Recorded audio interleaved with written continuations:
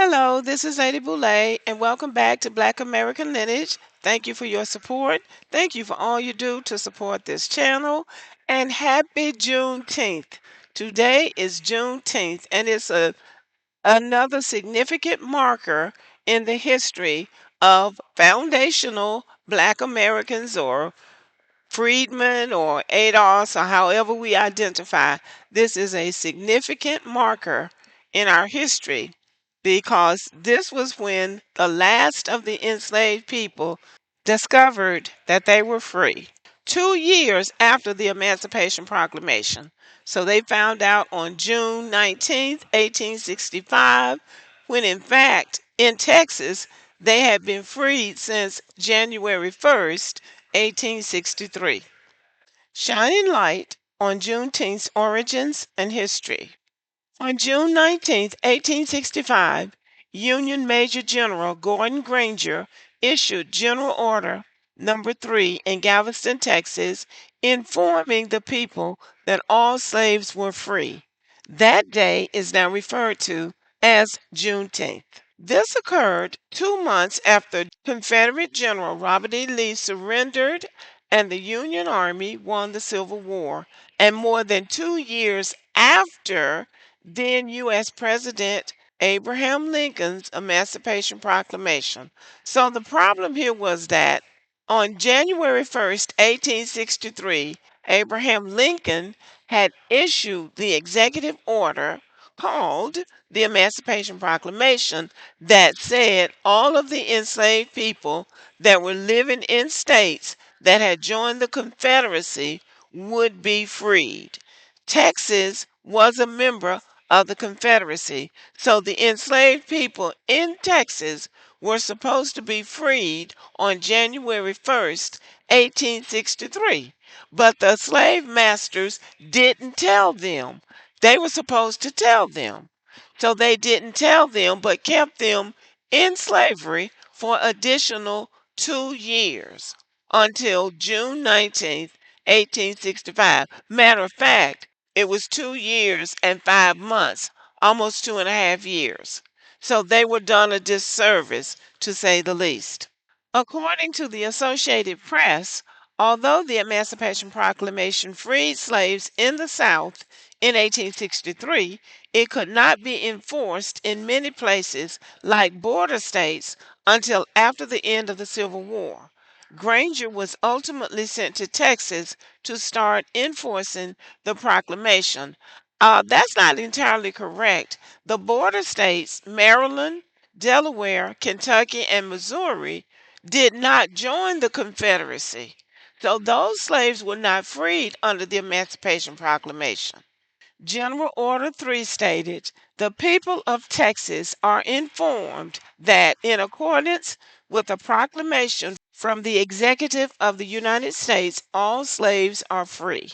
This involves an absolute equality of personal rights and rights of property between former masters and slaves, and the connection heretofore existing between them becomes that between employer and hired labor.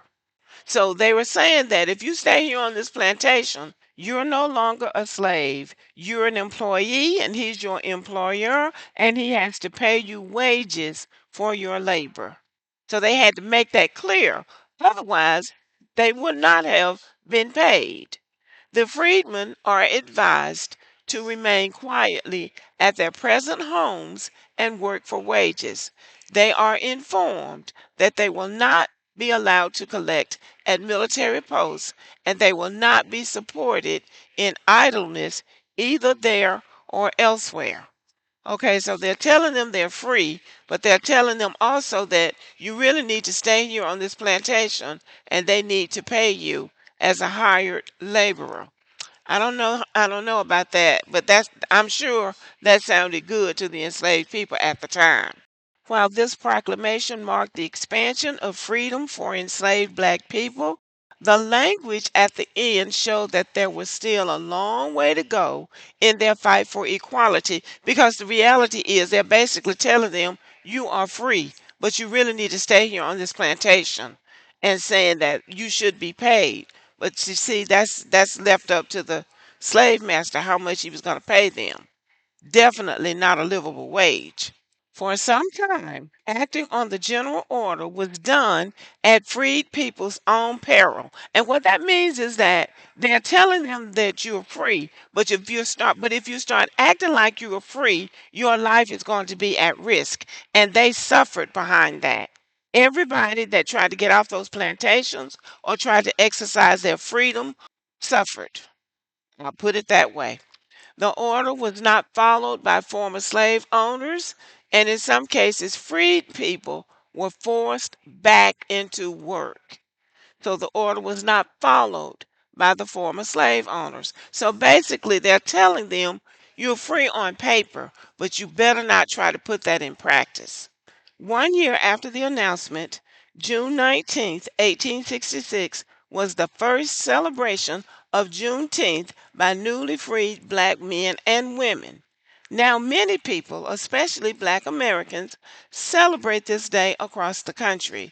Combining the words June and 19th, the day is sometimes called Juneteenth Independence Day, Freedom Day, or Emancipation Day. According to the National Archives, it is the oldest known celebration commemorating the end of slavery in the United States.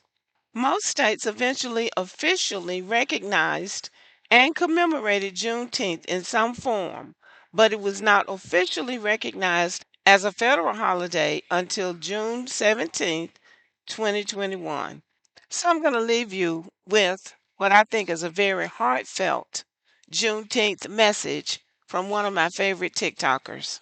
I'm only posting once today because Juneteenth isn't content, it's commitment. And I want to use this space to say something that matters. We are our ancestors' answered prayer. And today, Black people, we get to rest because they couldn't. We talk about freedom like it happened all at once. But Juneteenth reminds us that it didn't. It came late. June 19th, 1865. Texas. Thousands of Black men, women, and children were still enslaved 2.5 years after the Emancipation Proclamation, because the people holding them chose silence, chose greed, chose violence, and freedom didn't come until Union soldiers arrived, read General Order Number 3, and made it real by force. That's the history. But the meaning? The meaning came after.